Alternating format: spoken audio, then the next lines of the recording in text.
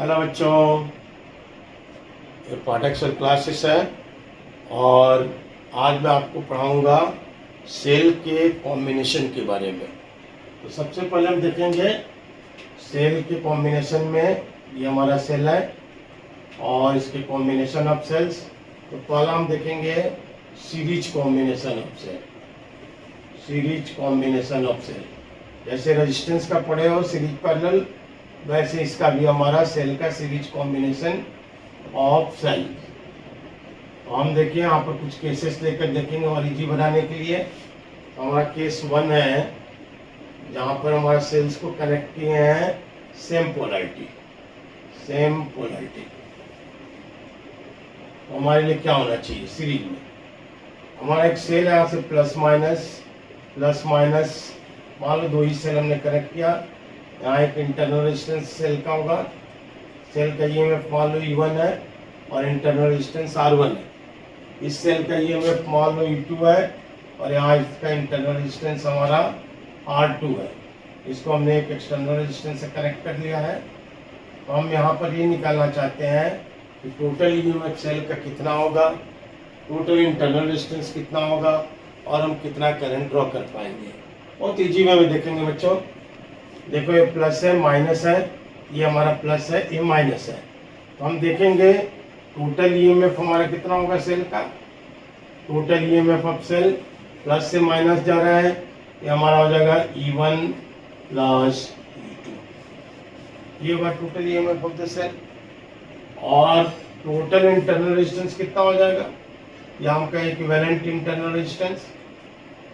Equivalent internal resistance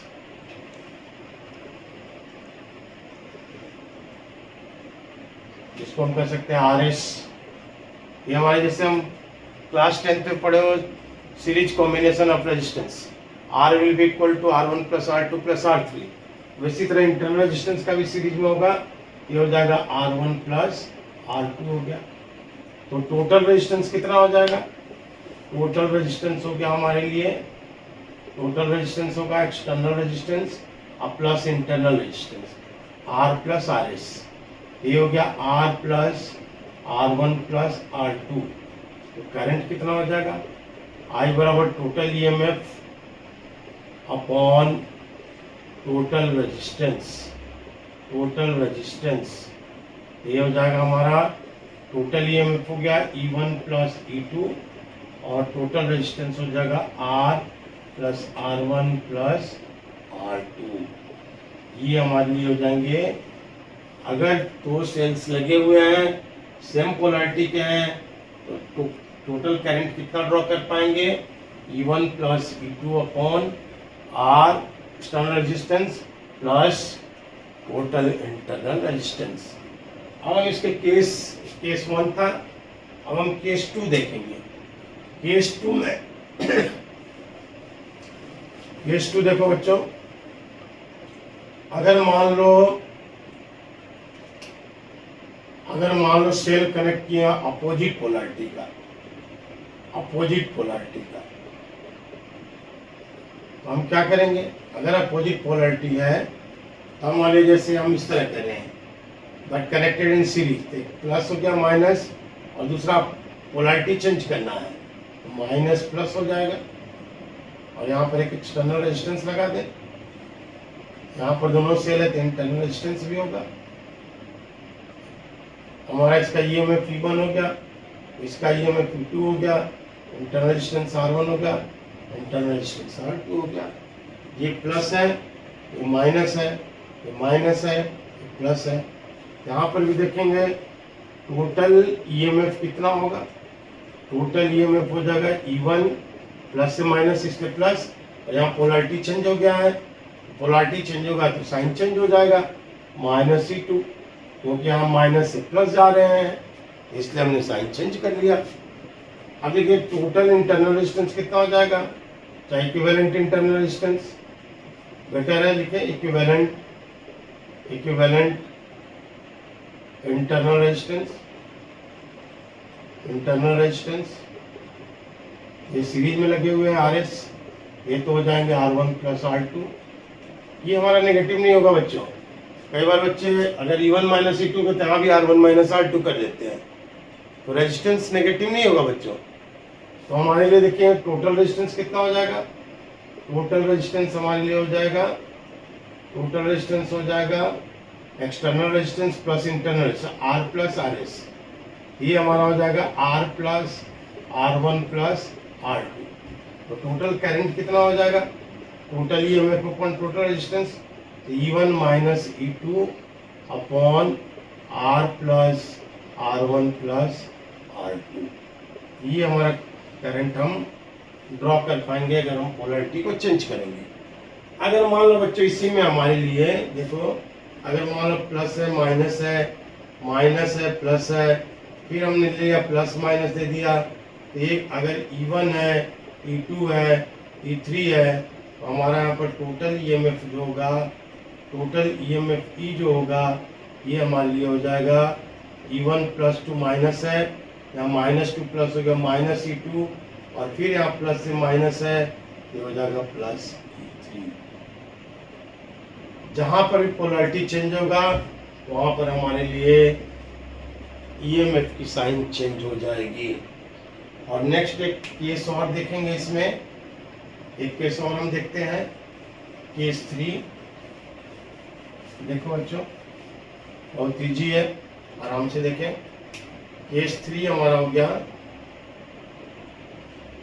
if there are large number, अगर बहुत सारे सेल हैं और सभी सेल के EMF सेम है, इंटरनल रेजिस्टेंस भी सेम है, तब हम कितना करंट ड्रॉ कर पाएंगे। तो देखिए same EMF, same E and same R, 4 N cells in series, हमारे देखिए क्या होगा, ये हमारा plus minus plus minus plus minus मान dot dot dot N cells है। यहाँ पे इसका इंटरनल रेजिस्टेंस भी मान लें, यहाँ भी इंटरनल रेजिस्टेंस, यहाँ भी इंटरनल, इस तरह से हमारे लिए dot dot dot N cell है। यहाँ पर एक एक्सटर्नल रेजिस्टेंस कनेक्ट कर लिए हैं, यहाँ पर मान लो R है, इसका EMF E है, इसका भी है, इसका भी है, R है, R है, R है। अब देखो अगर हमारा टोटल EMF यहाँ कितना हो जाएगा बच्चों, टोटल EMF ये हमारे लिए हो जाएगा N इंटू E। जैसे मार्केट में गए, हमारे पास हमने 10 सेल खरीदा, एक सेल का EMF है 1.5 वोल्ट, तो 10 सेल का EMF कितना होगा 10 इंटू 1.5 वोल्ट, 15 वोल्ट, बहुत इजीली हम कैलकुलेट कर पाएंगे।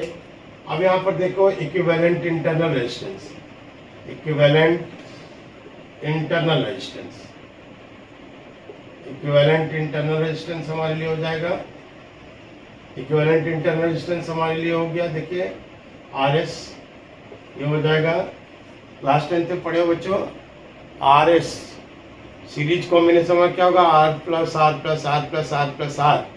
हम यहाँ पर भी कर सकते हैं that will be equal to, हम कर सकते हैं NR, और अगर समझना है देखो RS will be equal to R plus dot dot dot N times, इसलिए हो जाएगा हमारे लिए NR। ये हमारा हो गया। तो हमारे लिए करंट कितना हो जाएगा, हम कह सकते हैं टोटल रेजिस्टेंस कितना हो गया, टोटल रेजिस्टेंस हो गया एक्सटर्नल रेजिस्टेंस और plus internal resistance. External resistance हो गया R और इंटरनल रेजिस्टेंस हो गया NR। तो करंट कितना ड्रॉ कर पाए, I will be equal to total EMF upon total resistance, ये हमारा होगा total EMF upon total resistance, total resistance. हमारा टोटल EMF हो गया हमारे लिए NE और टोटल रेजिस्टेंस हो गया R प्लस NR, ये हमारा हो जाएगा। अब यहाँ पर भी दो केस बना सकते हैं, जैसे हमारे लिए V1 हो गया, देखिए अगर हमारे लिए if capital R is very very greater than NR, तो हमारे लिए करंट कितना होगा तब, तो NR विल बी नेग्लेक्टेड, तो that will be equal to NE upon R। और case 2, if R will be very very less than NR, or we can say that NR will be greater than R, then I will be equal to NE upon NR, E upon R. Okay बच्चों, I think मैं समझ रहा हूँ series combination आप सबको समझ में आ गया होगा ठीक से। अगर कोई डाउट्स हो तब कमेंट सेक्शन में लिखें, मैं इसको और क्लियर करने की कोशिश करूँगा। Thank you for today's class. Okay बच्चे।